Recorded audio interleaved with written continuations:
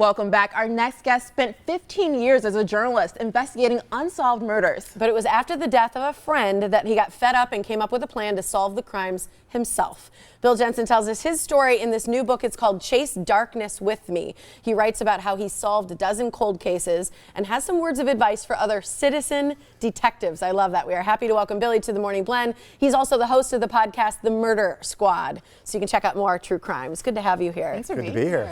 This is fascinating to me. So the fact is, this book is a nonfiction. Correct. This is a true story about an unsolved crime. Mm-hmm. Talk about how you came to write this story. All right, well, it was a matter of, I was friends with Michelle McNamara, and she was working on a book about the Golden State Killer. She passed away in the middle of it. I helped finish it with her researcher, Paul Haynes, and her husband, Patton Oswald.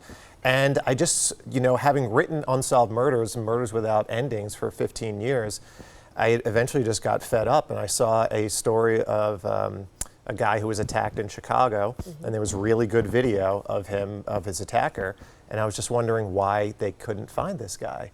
And I thought, you know what, I'm going to use my skills that I know from doing social media stuff in order to find him, and I was able to find him. Talk about that a little bit. How does social media play a role in this?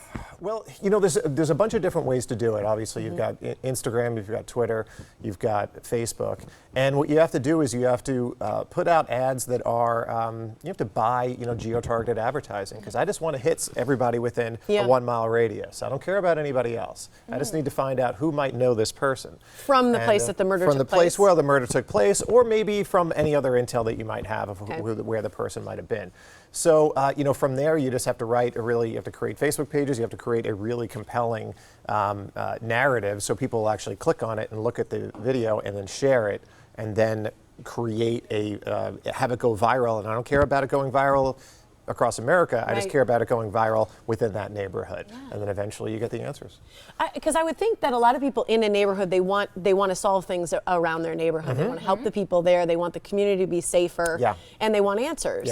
And so I could imagine you get a lot of response from that. But how do you know what sort of responses to follow and which ones to let lie? You got to respond to all of them. Because you never know what, I've had some responses where it sounded like a guy was just trolling, but then it turns out once I got into a private message with him, he had information and we were able to solve one. That was in LA. It's actually, that one's not even in the book.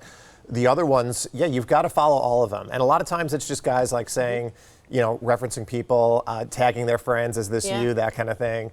And you follow up on that. You follow that trail. You have to, so it can be annoying, but it helps the Facebook algorithm. If somebody is commenting on it, it means that other people are going to see it. So you can't get too angry about it. I was angry in the beginning, and then I was just like, all right, fine. This helps. Yeah. You have some exclusive behind-the-scene details on the Golden State Killer?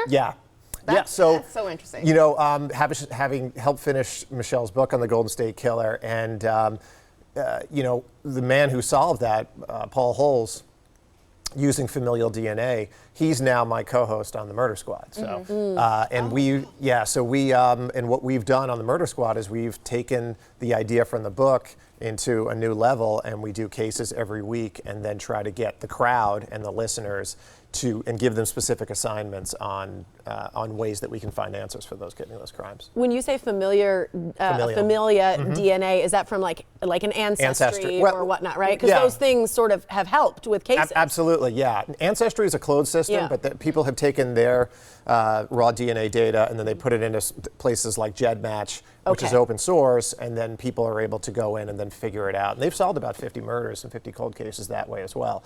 So really, in the future, on top of the regular detective work that we're seeing, the next two big steps are familial DNA and social media. Those are the two things that we're going to need. It's incredible how we can all come together to do that in a really unique way. What case are you working on now? Because there's a lot of people who are considered like armchair detectives. They're out there, they want to be a part of it, but they're a citizen. They're not a true detective. Sure. I like to have a lot of irons in the fire. We're searching for a fugitive in Central America right now, which we profiled on the show. There's still some cases in here. There was a man who murdered a woman in Owl's Head Park in Brooklyn that it had really, really clear video, and I thought I would be able to get him in a week, and I'm still looking for him. So there's just, unfortunately, with 220,000 unsolved murders in America since 1980, 5,000 new ones every year, there's You know, there's just a lot of them. How do real detectives or the police department view you and other citizen detectives? Like, are they excited about this, or are they kind of annoyed by someone sort of being like, oh, I can do it when you couldn't? Yeah, it's 50-50. Some Really? guys, when I call them up, or women when I call them up, they get it, and they said, oh, wow, that's a good idea.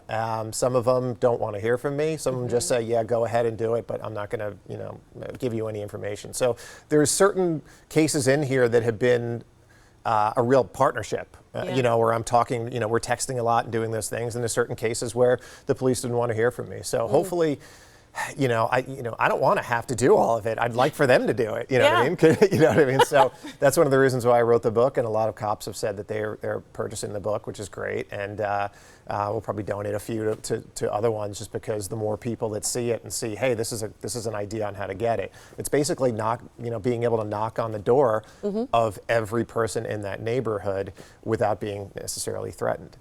It's fascinating. People can meet you tonight. You've got an event, a signing and a conversation at 7 o'clock at Boswell Book Company right on Downer. BillyJensen.com is where you can get the book. In just one answer, are you more of a writer or more of a crime solver?